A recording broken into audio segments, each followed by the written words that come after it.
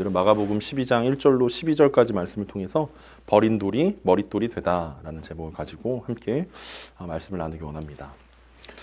우리 11장부터 이제 마가복음 3부가 시작됐다라고 이야기했는데 3부는 예루살렘을 중심으로 이제 예수님의 이야기가 펼쳐지고 있습니다.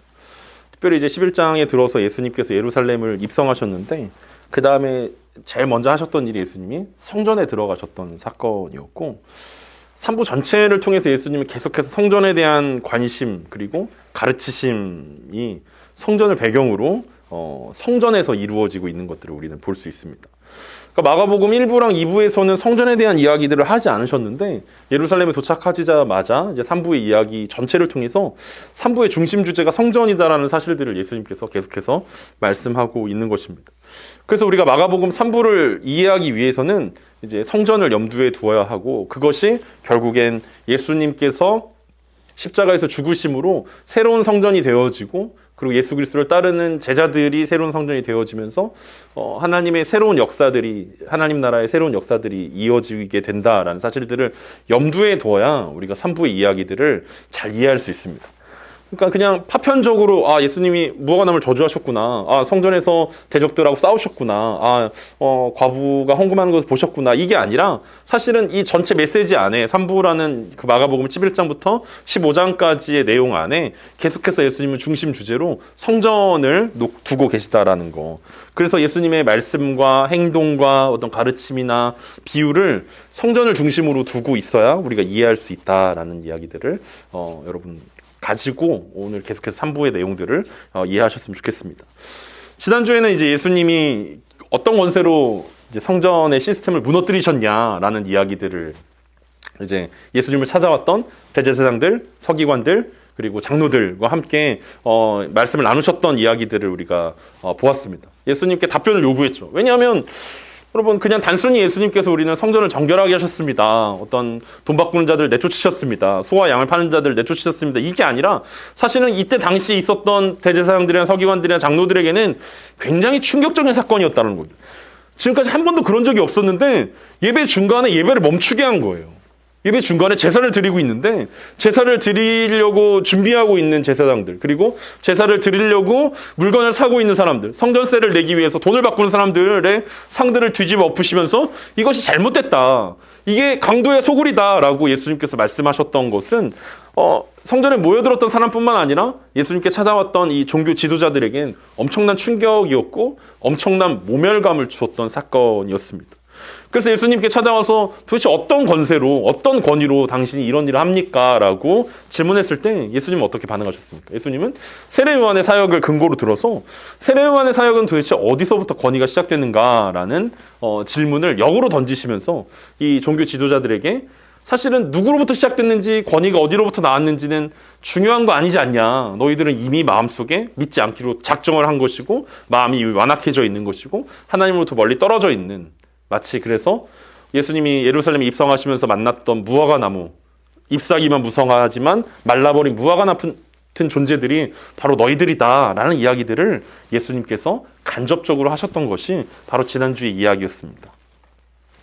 오늘은 이제 먼저 답변하지 않으면 답변하지 않겠다라고 예수님께서 말씀하셨는데 또 그냥 지나가기 뭐 하셨는지 그 질문에 대한 답을 이제 비유를 통해서 이제 마가복음 12장을 통해서 말씀해 주시는 장면입니다. 오늘 본문 1절입니다. 예수께서 비유로 그들에게 말씀하시되 한 사람이 포도원을 만들어 산 울타리로 두르고 집자는 틀을 만들고 망대를 지어서 농부들에게 새로 주고 타국에 갔더니 무슨 권위로 성전을 정결하게 하셨는지 알려주지 않으시겠다라는 예수님께서 한 가지 비유를 말씀해 주십니다. 그리고 1절에서 정확하게 예수께서 비유로 그들에게 말씀하시되 라고 이야기합니다. 그들이 누굽니까? 그들은 앞에서 나왔던 대제사장과 서기관들과 장로들이었고 12절에 무리를 두려워했던 사람이라고 이야기하고 있습니다. 그러니까 정확하게 예수님은 이 비유에 타겟이 있었다라는 거예요. 이 타겟은 종교 지도자들을 향한 말씀이었다라고 이야기하고 있습니다. 그리고 이 비유는 이 종교 지도자들에게는 너무나 친숙한 이야기였는데 왜냐하면 예수님께서 인용하셨던 이 포도원의 비유는 이사야 5장 1절에서 7절에 나오는 포도원의 노래를 모티브로 해서 예수님께서 하셨던 말씀이었기 때문입니다. 그러니까 이스라엘 사람들이라면 굉장히 친숙한 본문이었고 더구나 종교 지도자들이라면 당연히 너무나 잘 알고 있는 본문이 바로 포도원의 비유였다라는 것입니다. 그래서 이사야 5장에 보면은 그 5장 2절을 보면 땅을 파서 돌을 제하고 극상품 포도나무를 심었도다. 그 중에 망대를 세웠고 또 그 안에 술틀을 팠도다. 좋은 포도 맺기를 바랐더니 들포도를 맺었도다라고 이제 그 하나님께서 이사야 선지자를 통해서 그 포도나무 된 이스라엘에 대한 어떤 심판과 재앙에 대한 이야기들을 이사야 선지자를 통해서 하셨던 말씀들이 나옵니다. 그 예수님은 그 비유를 이렇게 이야기하는 거예요. 그러니까 각색하신 거죠. 이거 모티브로 따와서 포도원이지만 다른 이야기, 포도원에 해당하는 이야기지만 다른 이야기들을 이제 하고 계십니다.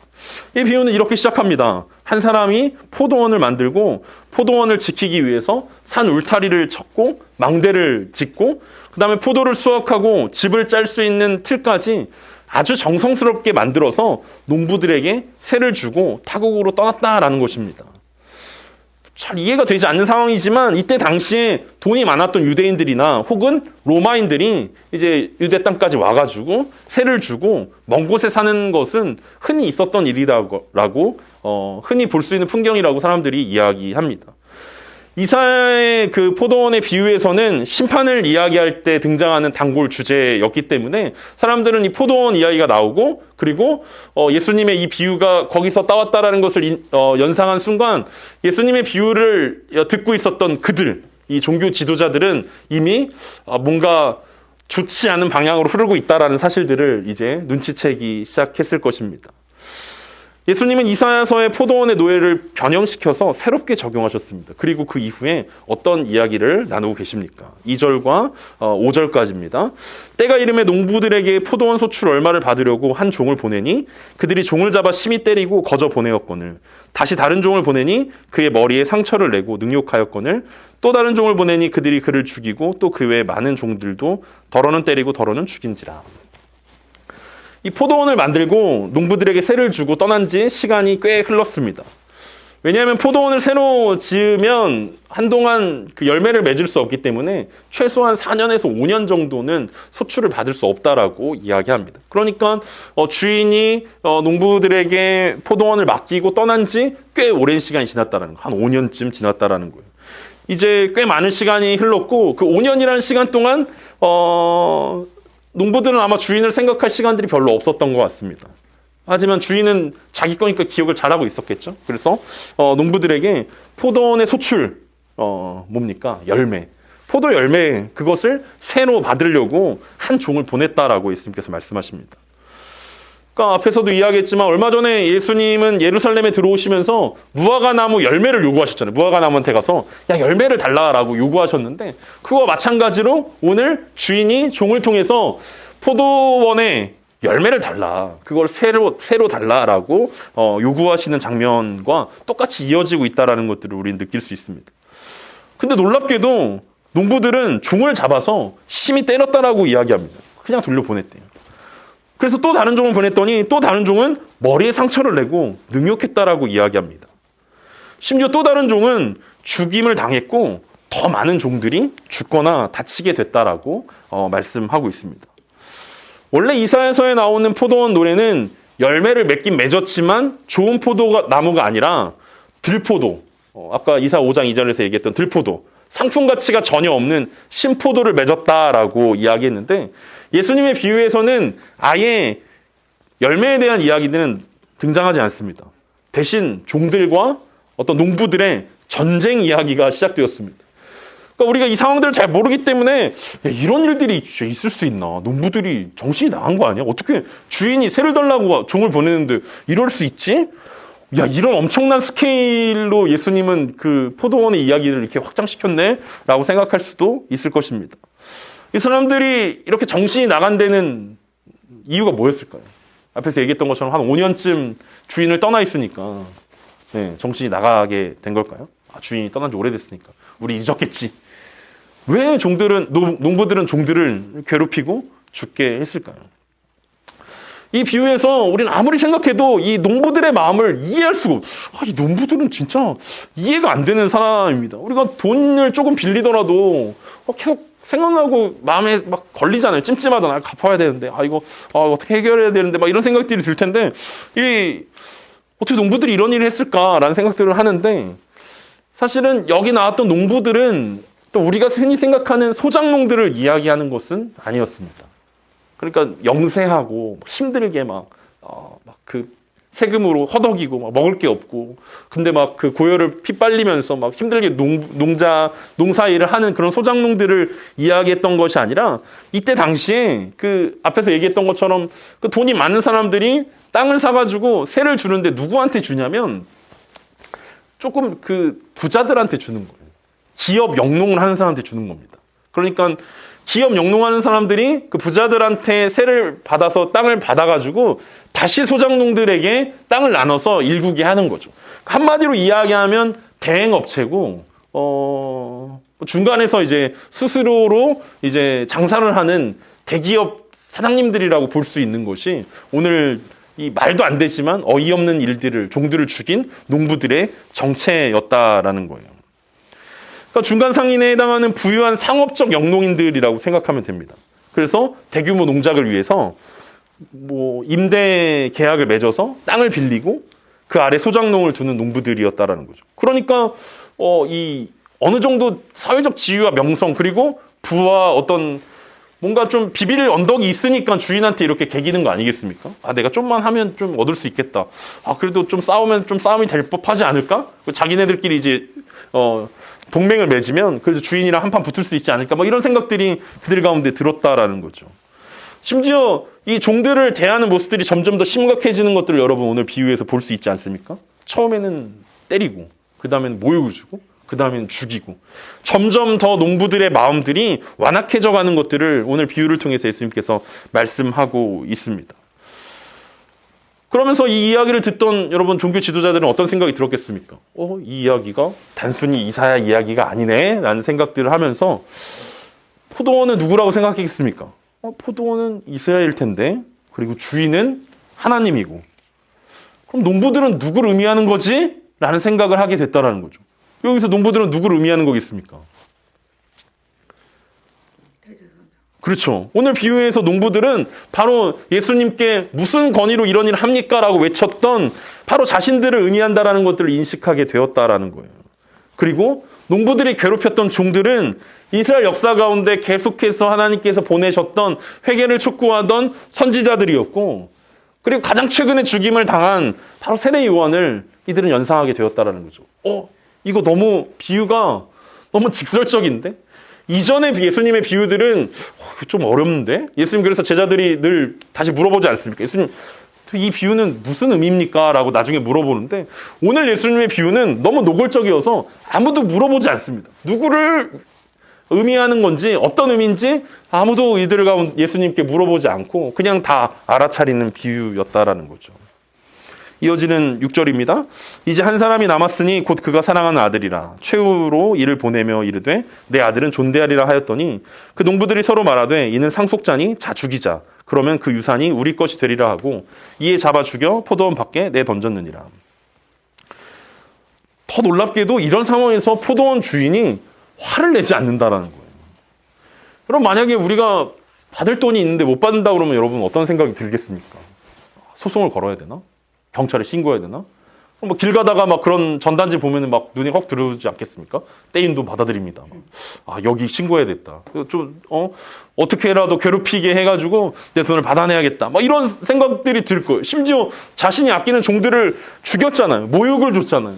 자신에 대한 어떤 그 반항과 자신에 대한 그 원망과 어떤 주인을 향한 극단적인 반역이었음에도 불구하고 포도원 주인은 화를 내지 않습니다.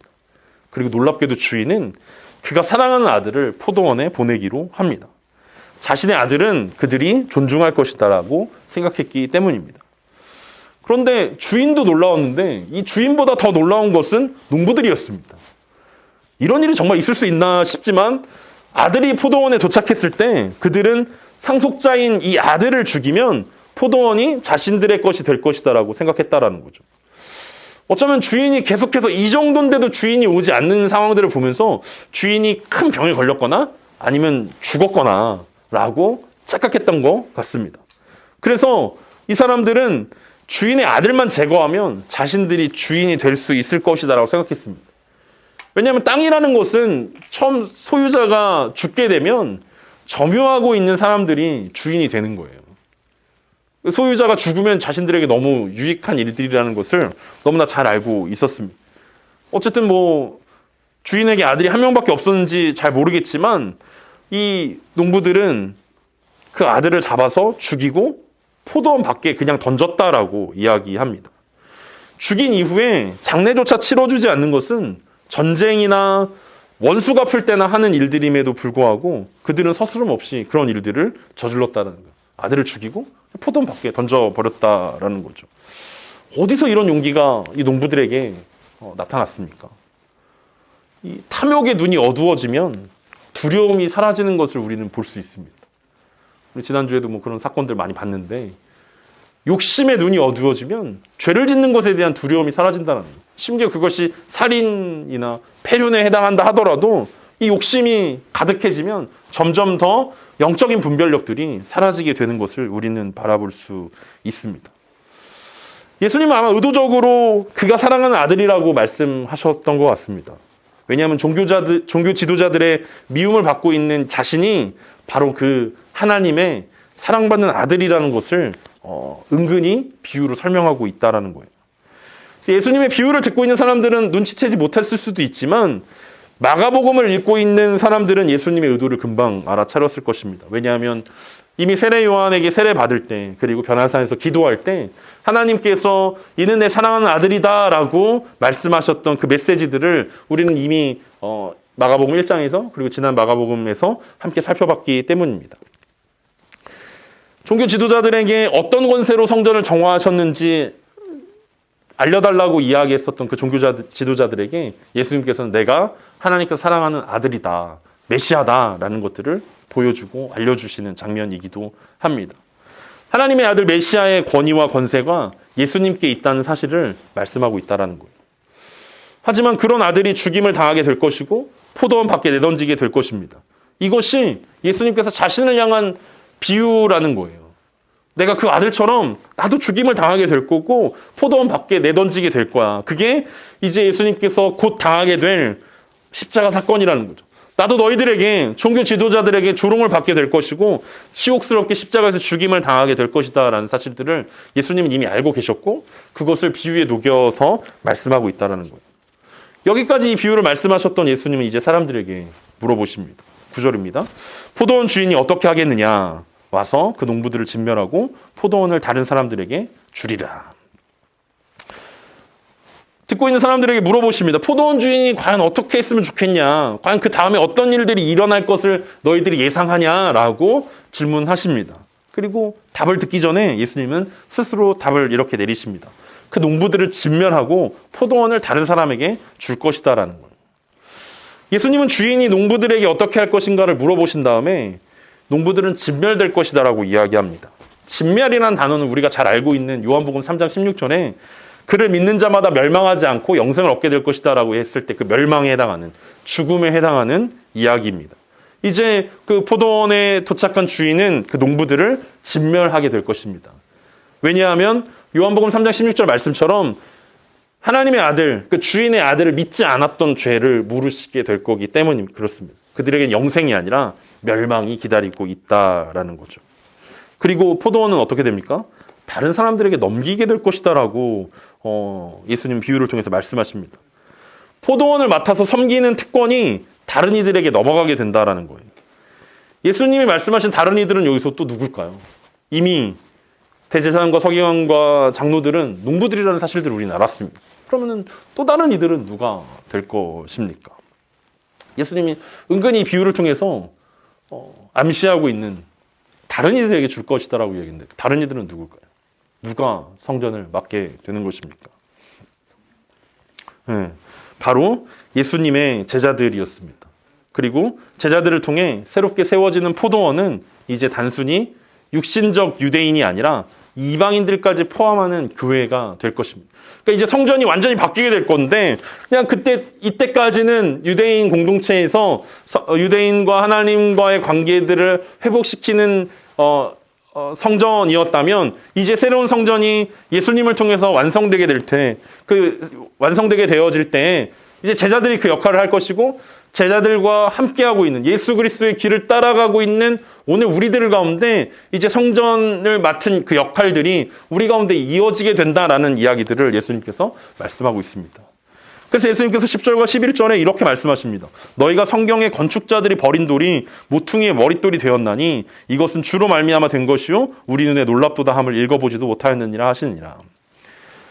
이틀 전에 예수님께서 예루살렘에 입성하실 때 사람들은 호산나 다윗의 자손이여 호산나를 외쳤습니다. 이것은 시편 118편의 25절과 26절을 인용한 것이었습니다.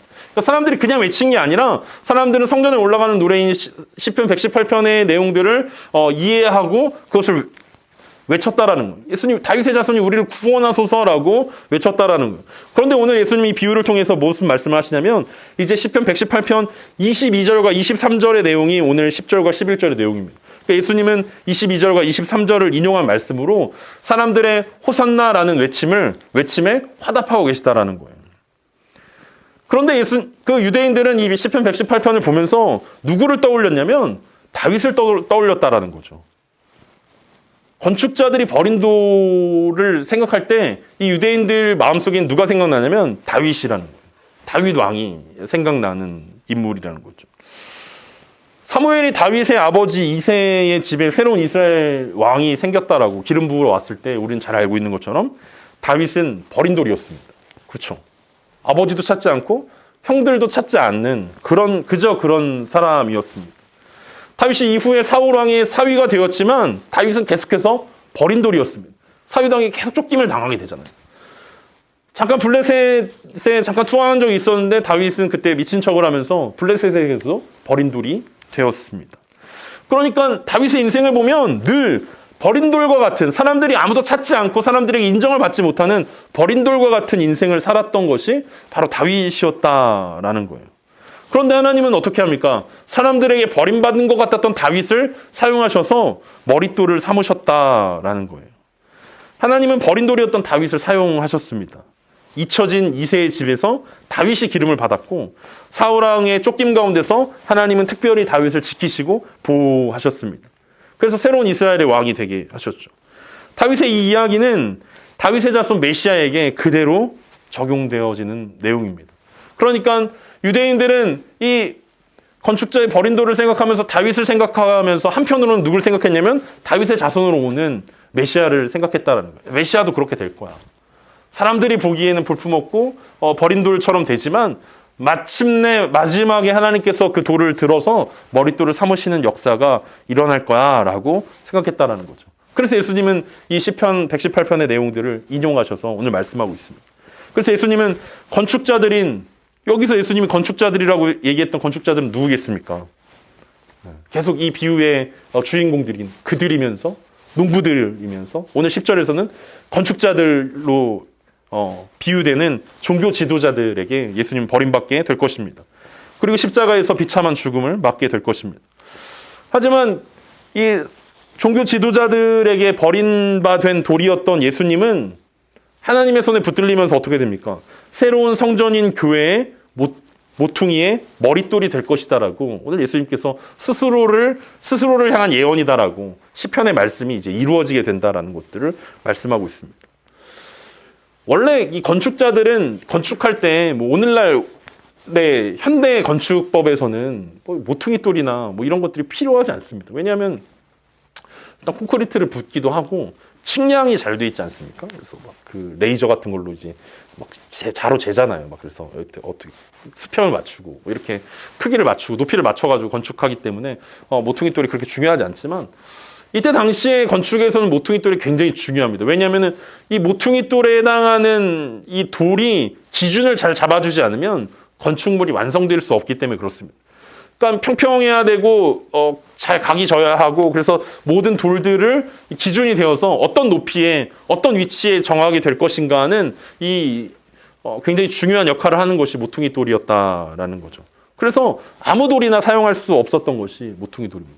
그래서 건축자들은 그 모퉁이 돌로 사용할 수 있는 돌들을 아주 많이 시험해 봤다라고 이야기합니다. 이 돌이 쓸 수 있을까? 해보고 이건 아닌 것 같아. 또 다른 돌을 시험해보고. 그래서 예수님은 그 버려진 그 돌처럼 그런 취급을 받았다라는 거죠.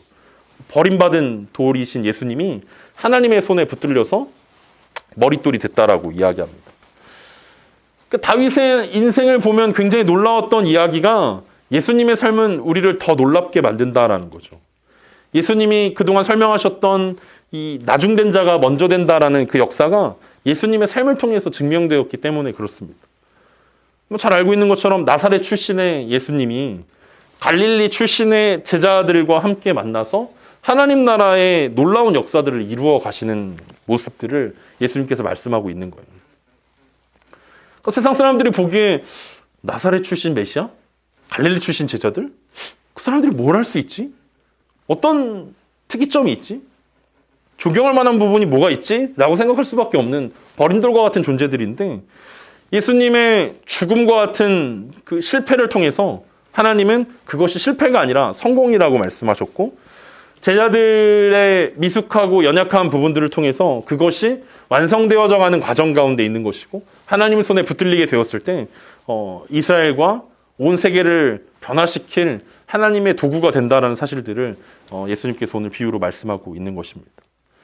그리고 이 모든 것의 중심에 뭐가 있냐면 건축자들이 버린 돌이 새 성전의 모퉁이의 머릿돌이 되어서 예수 그리스도를 머리로 한 몸된 교회를 통해서 이 모든 일들이 이루어지게 될 것이다라는 것을 예수님이 비유를 통해서 우리 가운데 말씀하고 있다라는 거예요. 성전으로서의 교회가 새롭게 지어져 간다라는 이야기들을 오늘 제자들 가운데 또 이 대제사장과 서기관들과 장로들 가운데 그리고 이 비유를 듣고 있는 모든 사람들에게 말씀하고 있습니다. 오늘 이야기가 어떻게 마무리됩니까? 12절입니다. 그들이 예수의 이 비유가 자기들을 가리켜 말씀하신 줄 알고 잡고자 하되 무리를 두려워하여 예수를 두고 가니라. 이 비유의 기능이 그런 거 아니겠습니까? 옛날에 그 다윗 왕이 밧세바와 동침한 후에 모른 척하고 있었을 때 하나님께서 나단 선지자를 통해서 한 가지 비유들을 말씀하지 않습니까? 한 부자가 가난한 사람의 하나뿐이 없는 양 새끼를 잡아다가 잔치했다. 손님을 대접했다. 그 얘기를 들었던 다윗은 어떻게 이야기합니까? 결국 이게 나구나라는 사실들을 깨닫고 결국은 회개하게 되었는데 오늘 예수님의 비유도 아마 그 유대 종교 지도자들을 향한 어떤 회개의 메시지였을 것입니다.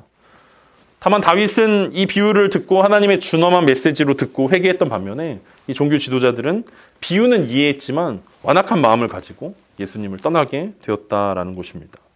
왜냐하면 사람들을 두려워했기 때문이다라고 오늘 본문이 이야기하고 있습니다.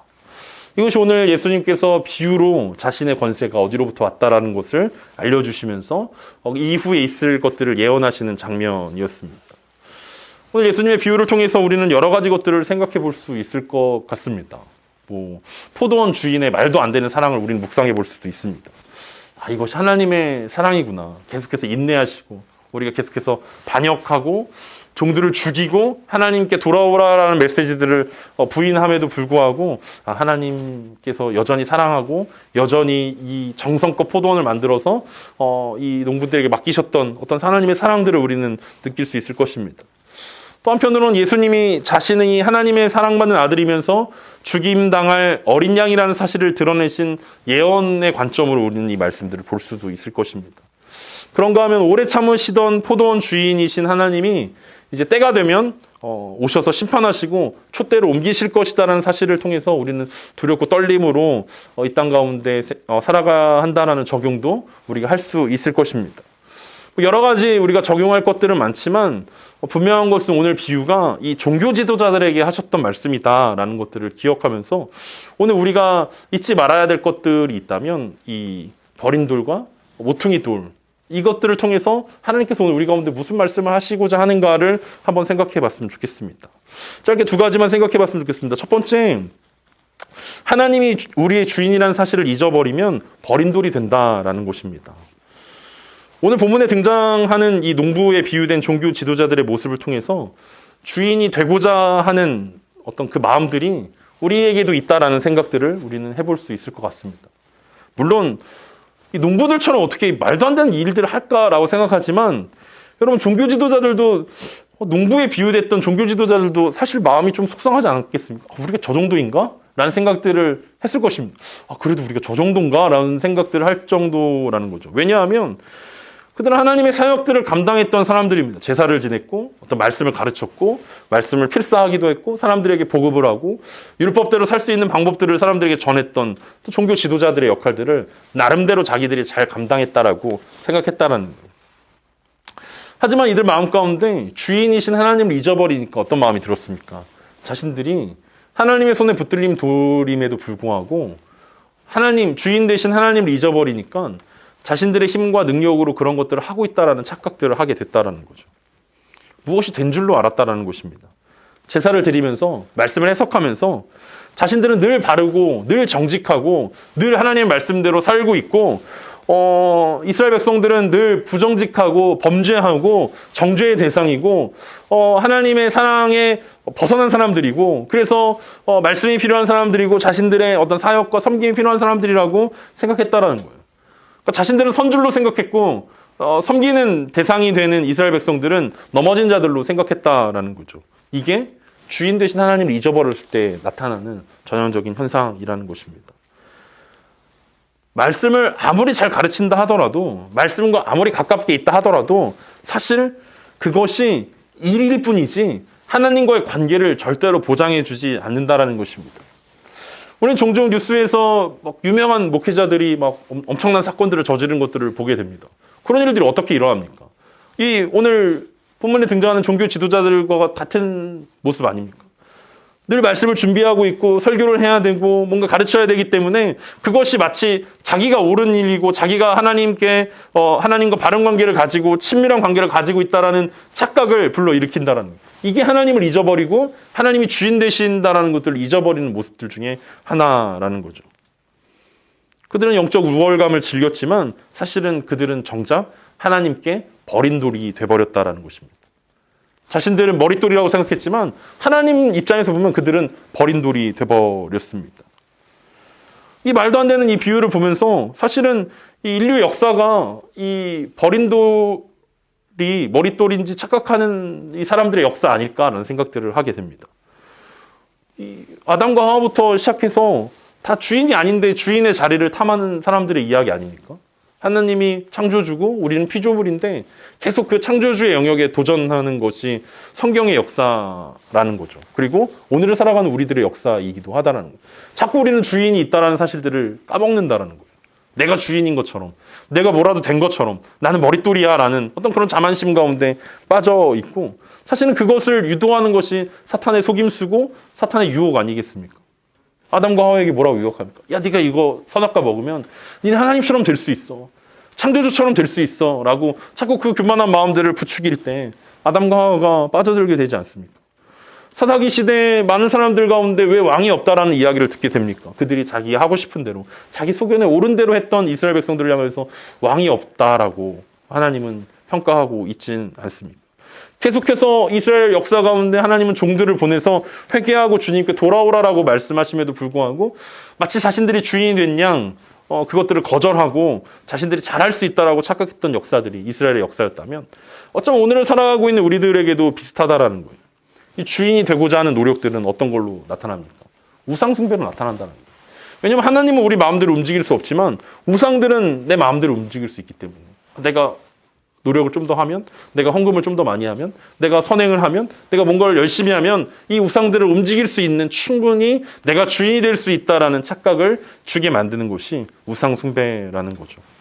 말로는 우리가 하나님의 은혜고 하나님의 섭리고 하나님의 인도하심이라고 이야기하지만 정작 우리 마음 깊은 곳에서는 하나님이 만드신 피조물을 하나님의 위치에 올려놓을 때가 참 많다라는 것입니다. 하지만 우리가 기억해야 되는 것은 피조물과 창조주는 절대로 자리를 바꿀 수 없다라는 것입니다. 창조주인 하나님의 자리에 어떤 피조물이 올라올 수 없다라는 거죠. 그것이 나 자신이라 하더라도 우리는 절대로 그 주인을 잊어버리는 그런 일들을 행해서는 안 된다라는 거예요. 우리의 주인이 하나님이라는 사실을 잊게 되면 우리는 농부가 되어서 주인을 공격하는 이 파렴치한이 되고 말 것이다 라는 이야기들을 기억해야 합니다.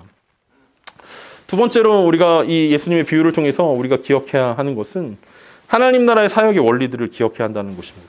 그것은 버린 돌이 머릿돌이 되는 그 사건을 기억해야 할 것입니다. 버린 돌인 것 같았지만 그것은 하나님의 손에 붙들렸을 때 머릿돌이 되었습니다. 주인이신 하나님을 기억하면 가능한 일들이 바로 그 일들이라는 것입니다. 예수님께서 인용하셨던 시편 118편의 말씀처럼 하나님은 건축자들의 버린 돌을 모퉁이 돌로 삼으셨습니다. 이 세상적인 기준으로 보면 교회라는 돌은 사실 세상의 기준으로 보면 버린 돌입니다. 내세울 게 없잖아요, 교회가. 교회가 세상보다 좋고 나은 것이 뭐가 있습니까? 막 옛날에는 막 그런 얘기 하잖아요. 막 옛날에는 교회가 뭐 사회를 선도하고 뭐 이렇게 문화를 뭐 이렇게 하고 막 뭐 이랬다 뭐 얘기하지만 사실 대부분의 역사 가운데 교회는 세상의 기준으로 봤을 때 버린 돌과 같은 존재들이라는 거죠. 그런데 왜 버린 돌과 같은 존재를 통해서 하나님께서는 일을 하시냐라는 거예요. 여러분들은 뭐 그렇지 않지만 여러분 우리네 인생들이 대부분 어떻습니까? 세상적으로 보면 버린 돌과 같은 모습들 아닙니까? 하지만 다윗을 왕으로 기름 부으실 때 하나님께서 사무엘을 통해서 하셨던 말씀 무엇입니까? 사무엘상 16장 7절에서 여호와께서 사무엘에게 이르시되 그의 용모와 키를 보지 말라. 내가 이미 그를 버렸노라. 내가 보는 것은 사람과 같지 아니하니 사람은 외모를 보거니와 나 여호와는 중심을 보느니라 하시더라. 하나님께서 보시는 것은 무엇입니까? 중심이라는 거예요. 세상 사람들은 겉으로 보여지는 것들에 속을 수 있다는 거예요. 그리고 그것을 더 중요하게 생각한다는 거예요. 이 사람 머릿돌 되겠는데? 이 사람 머릿돌 되기에 충분한 스펙을 가졌는데? 이 사람 뛰어난데? 이 사람 외모적으로 굉장히 갖추고 있는데? 굉장히 좋겠는데? 종교 지도자들이 가지고 있었던 것이 화려한 스펙이었고 사람들의 존경 아니었습니까? 그들은 그것을 외모로 가지고 있었습니다. 하지만 하나님은 그들을 버렸습니다. 버린 돌이 됐다라는 거예요. 왜냐하면 하나님이 보시는 머릿돌은 중심이 바로 세워져 있는 돌이었기 때문에 그렇습니다. 전혀 화려해 보이지 않고 무능력해 보이기까지 하는 이 제자들이 버린 돌이었지만 세상적으로 봤을 땐 버린 돌이었지만 하나님의 손에서는 머릿돌이라는 사실들을 오늘 예수님은 우리 가운데 말씀하고 있습니다. 제자들을 새로운 성전인 교회의 지도자들로 삼으셨던 데는 바로 하나님 나라의 사역의 원리가 숨겨져 있습니다. 그리고 그것은 오늘날 우리 가운데도 유효하게 이어지는 것들입니다. 중심을 보시는 주님께서 오늘 우리에게 새로운 성전으로서의 역할을 맡기셨다라는 거예요. 그리고 새로운 성전인 교회의 지도자로서의 역할이 바로 우리의 사명이라고 우리 가운데 말씀하고 있습니다. 그러니까 우리가 세상적으로는 버린 돌 같지만 하나님의 손에 붙들려서 머릿돌이 되지 않으면 하나님은 이 농부들에게 찾아오셔서 그 포도원을 다른 사람들에게 맡기셨던 것처럼 오늘날 우리 가운데도 동일한 일들이 이루어질 수 있을 것입니다. 하나님의 사명을 두렵고 떨림으로 감당하는 일들이 우리 가운데 필요하다라는 거예요. 그것이 하나님 나라의 사역의 원리들이라는 사실들을 우리가 기억하면서 우리가 하나님께 나아가는 저와 여러분 되었으면 좋겠습니다. 오늘 예수님의 이 비유를 통해서 예수님은 여러 가지 것들을 우리 가운데 말씀하셨지만 이 버린 돌이 될 것이냐 머릿돌이 될 것이냐를 우리 가운데 말씀하고 있습니다. 세상적으로 머릿돌이 된 사람은 하나님께 버린 돌이 되는 것이고 세상적으로 버린 돌이 된 사람은 하나님 나라에서 머릿돌이 될 수 있다는 이야기들을 우리 가운데 하고 있습니다. 그러면서 성전과 이 종교 지도자들의 기능이 이제 끝났다라고 예수님 말씀하신 것입니다. 예수님이 성전에서 하셨던 정결 사건은 그냥 단순히 깨끗하게 해서 재활용하겠다라는 의미가 아니라 이 무화과 나무를 저주하셔서 이제 말라버리게 했던 것처럼 이 성전은 이제 끝났다. 예수님께서 새로운 성전을 지으시겠고 그 성전의 주인이 되시겠고 그 성전의 일부분으로서 우리를 초청하고 있다는 사실들을 기억하면서 그래서 우리가 계속해서 요즘 얘기하는 것처럼 주일 예배에서의 만나는 주일 예배에서의 임재를 기다리는 것뿐만 아니라 일상에서의 예배, 일상에서의 주님의 임재가 계속해서 이어지는 그 삶이 가능해졌다라는 것들을 기억하며 또 한 주를 살아가면서 삶의 현장 가운데서 예배자로서 승리하는 저와 여러분 되시길 간절히 소망합니다.